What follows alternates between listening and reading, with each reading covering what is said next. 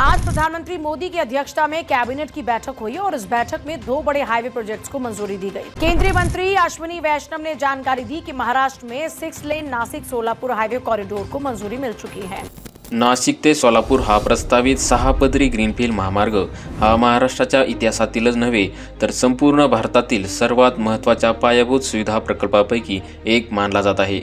केंद्र सरकारने या महामार्गाला केंद्रीय मंत्रिमंडळाच्या बैठकीत अधिकृत मंजुरी दिली असून हा निर्णय भारत सरकारच्या आर्थिक व्यवहार समितीमार्फत अंतिम करण्यात आला आहे। या निर्णयाची माहिती केंद्रीय माहिती व प्रसारण मंत्री तसेच रेल्वे आणि इलेक्ट्रॉनिक्स मंत्री श्री अश्विनी वैष्णव यांनी पत्रकार परिषदेत अधिकृतपणे दिली आहे। नासिक और सोलापुर को जोड़ने वाला express way 6 lane access control एक तरीके से विकसित भारत का गोल्डन क्वाड्रिलेटरल है। दिल्ली से मुंबई ऑलरेडी काफ़ी प्रोग्रेस हो गई है। अब मुंबई से चेन्नई वाला जो कॉरिडोर है वो ये वाला कॉरिडोर है। इसका आज जो अप्रूव हुआ है सेक्शन वो है नासिक से अक्कलकोट यानी सोलापुर। हा महामार्ग एकूण 374 किलोमीटर लांबीचा असणार असून तो पूर्णपणे नवीन मार्गावर म्हणजेच ग्रीनफील्ड पद्धतीने उभारण्यात येणार आहे। याचा अर्थ असा की हा रस्ता कोणत्याही जुन्या महामार्गाचा विस्तार नसून आधुनिक तांत्रिक निकषानुसार पूर्णपणे नव्याने विकसित केला जाणार आहे। या महामार्गासाठी केंद्र सरकारकडून सुमारे 19,142 कोटी रुपयांचा खर्च मंजूर करण्यात आला आहे। हा खर्च आत्तापर्यंतच्या सर्व BOT म्हणजेच बिल्ड ऑपरेट ट्रान्सफर महामार्ग प्रकल्पापैकी सर्वाधिक असल्याचे सांगितले जात आहे। नाशिकपासून सुरू होणारा हा महामार्ग अहिल्यानगर धाराशिव मार्गे सोलापूरपर्यंत जाणार असून पुढे अक्कलकोटपर्यंत त्याचा विस्तार प्रस्तावित आहे। या महामार्गाची रचना 6 पदरी ॲक्सेस कंट्रोल स्वरूपाची असणार आहे। ॲक्सेस कंट्रोल म्हणजे या महामार्गावर कुठेही थेट वळण, रस्ता ओलांडणे किंवा अनधिकृत प्रवेश शक्य होणार नाही। ठराविक इंटरचेंज आणि प्रवेश निर्गमन मार्गाद्वारेच वाहतूक नियंत्रित केली जाईल, ज्यामुळे अपघातांचे प्रमाण लक्षणीयरित्या कमी होण्याची शक्यता आहे। या महामार्गावर एकूण 27 मोठे पूल उभारण्यात येणार आहेत। याशिवाय 164 छोटे पूल बांधले जाणार असून काही ठिकाणी सुमारे 5.6 किलोमीटर लांबीचा उंचावरील व्हायडक्ट प्रस्तावित आहे। महामार्गावर 5 रोड ओव्हरब्रिज, 10 मोठे इंटरचेंज, 17 प्रवेश व निर्गमन बिंदू आणि 14 आधुनिक विश्रांती केंद्रे विकसित केली जाणार आहेत। या विश्रांती केंद्रांमध्ये वाहन चालकांसाठी विश्रांती, इंधन, स्वच्छतागृहे, अन्न व्यवस्था आणि आपत्कालीन सेवा उपलब्ध करून दिल्या जाणार आहेत। हा नाशिक ते सोलापूर 6 पदरी ग्रीनफील्ड महामार्ग BOT म्हणजेच बिल्ड ऑपरेट ट्रान्सफर मॉडेल अंतर्गत विकसित केला जाणार आहे। या मॉडेलनुसार या महामार्गाच्या बांधकामासाठी थेट सरकारी निधी न वापरता खाजगी गुंतवणूकदारांकडून संपूर्ण भांडवल उभारण्यात येणार आहे। केंद्र सरकारच्या राष्ट्रीय महामार्ग प्राधिकरणाच्या देखरेखीखाली खाजगी कंपनीकडून या प्रकल्पाचे नियोजन, बांधकाम, देखभाल आणि संचालन केले जाणार आहे। बिल्ड ऑपरेट ट्रान्सफर मॉडेलमध्ये पहिल्या टप्प्यात खाजगी कंपनी स्वतःच्या गुंतवणुकीतून महामार्गाचे संपूर्ण बांधकाम पूर्ण करते। त्यानंतर ठराविक कालावधीसाठी म्हणजे सुमारे 20 वर्ष त्या कंपनीला हा महामार्ग चालवण्याचा आणि टोलद्वारे महसूल मिळवण्याचा अधिकार दिला जातो। या कालावधीत महामार्गाची देखभाल, दुरुस्ती, सुरक्षा व्यवस्था आणि सेवा सुविधा यांची संपूर्ण जबाबदारी संबंधित खाजगी कंपनीवर असते। या 20 वर्षाच्या कन्सेशन कालावधी संपल्यानंतर हा महामार्ग कोणत्याही अतिरिक्त खर्चाविना पूर्णपणे केंद्र सरकारकडे हस्तांतरित केला जाणार आहे। म्हणजेच दीर्घकालीन दृष्टीने हा महामार्ग राष्ट्रीय संपत्ती ठरणार असून सुरुवातीचा आर्थिक भार खाजगी गुंतवणूकदार उचलणार आहेत। या मॉडेलमुळे सरकारचा थेट आर्थिक ताण कमी होतो आणि मोठ्या पायाभूत सुविधा प्रकल्प वेगाने पूर्ण होण्यास मदत होते। केंद्र सरकारच्या मते BOT मॉडेलमुळे प्रकल्प वेळेत पूर्ण होण्याची शक्यता वाढते, कारण खाजगी गुंतवणूकदारांसाठी वेळ ही थेट आर्थिक बाब असते। त्यामुळे कामाचा दर्जा, रस्त्याची गुणवत्ता आणि दीर्घकालीन टिकाऊपणा यावर विशेष भर दिला जातो।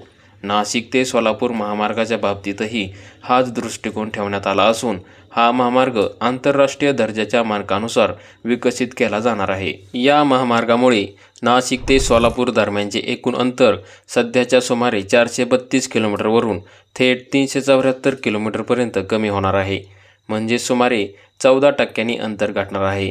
यासोबतच सध्याचा सरासरी प्रवासाचा वेग 60 किलोमीटर प्रति तास इतका असताना हा महामार्ग पूर्ण झाल्यानंतर सरासरी वेग सुमारे 100 किलोमीटर प्रति तासांपर्यंत वाढणार आहे.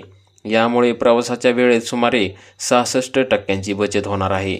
हा महामार्ग केवळ महाराष्ट्रापुरता मर्यादित नाही, तर तो सुरत ते चेन्नई या महत्त्वाच्या हायस्पीड आर्थिक कॉरिडॉरचा एक अविभाज्य भाग आहे.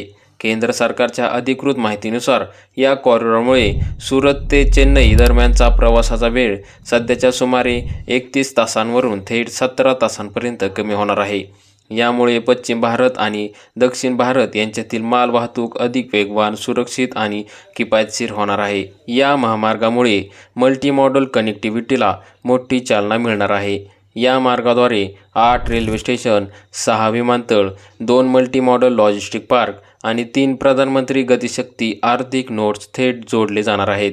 याशिवाय चेन्नई पोर्ट आणि हजारा पोर्ट यांच्यातील वाहतूक अधिक सुलभ होणार असून देशांतर्गत आणि आंतरराष्ट्रीय व्यापारासाठी हा महामार्ग अत्यंत महत्त्वाचा ठरणार आहे. महाराष्ट्राच्या दृष्टीने पाहिले तर हा महामार्ग नाशिक, अहिल्यानगर, धाराशिव आणि सोलापूर या जिल्ह्यांसाठी केवळ वाहतूक सुविधा नसून संपूर्ण आर्थिक रचना बदलणारा हा प्रकल्प ठरणार आहे. नाशिक विभाग हा द्राक्षे, कांदे, डाळिंब आणि भाजीपाला उत्पादनासाठी ओळखला जातो, तर अहिल्यानगर आणि धाराशिव परिसर हा ऊस, कडधान्ये आणि पशुपालनासाठी महत्त्वाचा आहे. तसेच सोलापूर जिल्हा वस्त्रोद्योग, साखर उद्योग आणि सोलापूर चादरीसाठी देशभरात प्रसिद्ध आहे.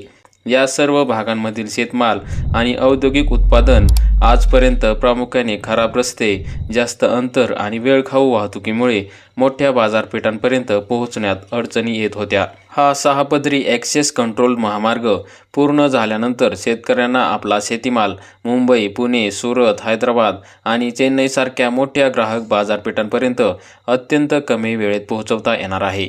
वेळेत वाहतूक झाल्यामुळे नाशवंत शेतीमालाची नासाडी कमी होईल, शेतकऱ्यांना योग्य दर मिळतील आणि मध्यस्थांवर अवलंबित्व कमी होईल. यामुळे थेट शेतकऱ्यांचे उत्पन्न वाढण्यास मदत होणार आहे. औद्योगिक क्षेत्राच्या दृष्टीने पाहिले तर या महामार्गामुळे नाशिक आणि अहिल्यानगरमधील MIDC क्षेत्रे, सोलापूरमधील वस्त्रोद्योग आणि धाराशिव परिसरातील लघु उद्योगांना मोठ्या प्रमाणावर गती मिळणार आहे.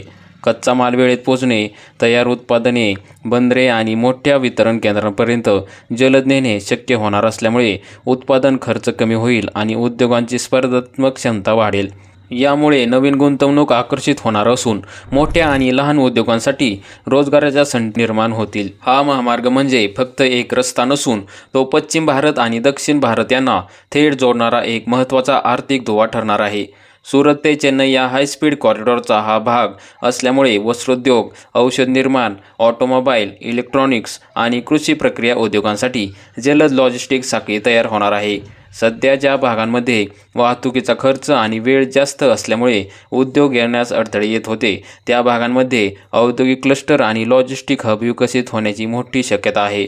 भारत सरकारच्या प्रधानमंत्री गतिशक्ती राष्ट्रीय मास्टर प्लॅन अंतर्गत हा प्रकल्प विकसित करण्यात येत असून रस्ता, रेल्वे, बंदरे, विमानतळ आणि औद्योगिक नोड्स यांना एकत्रितपणे जोडण्याचा हा प्रयत्न आहे. या महामार्गामुळे देशाच्या लॉजिस्टिक खर्चात कपात होणार असून भारताच्या एकूण आर्थिक कार्यक्षमतेत सुधारणा होणार आहे. दीर्घकालीन दृष्टीने पाहता हा महामार्ग केवळ महाराष्ट्राचाच नव्हे तर संपूर्ण देशाच्या आर्थिक विकासासाठी एक मजबूत पायाभूत आधार ठरणार आहे. बाकी मित्रांनो, तुम्हाला अशाच प्रकारे महाराष्ट्रातील नवीन प्रकल्प, सरकारी योजना आणि सामान्य लोकांना उपयोगी पडणारी अचूक व सविस्तर माहिती आम्ही या चॅनलवर देत असतो. तुम्हाला हा व्हिडिओ उपयुक्त वाटला असेल तर लाईक करा, शेअर करा आणि अशाच महत्त्वाच्या अपडेट्ससाठी चॅनलला सबस्क्राईब नक्की करा. धन्यवाद आणि जय महाराष्ट्र.